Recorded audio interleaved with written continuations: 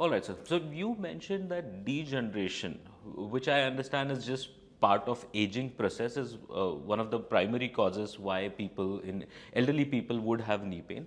But apart from that, or including that, what are the other common causes why elderly people face joint pain, especially knee and spine?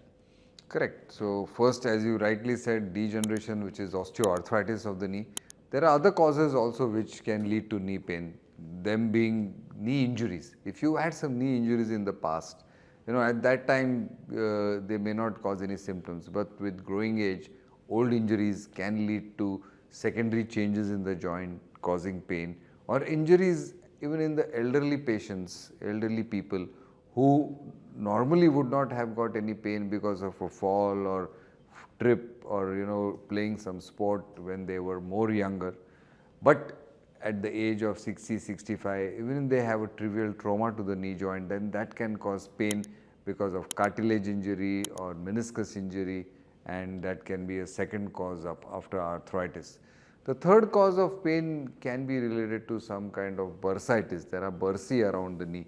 Those bursae can get inflamed, the tendons can get inflamed and cause bursitis or tendinitis, and that can be another cause of knee pain. So these are the various causes which we see of knee pain, and with increasing age, what happens is that the calcium also starts depleting.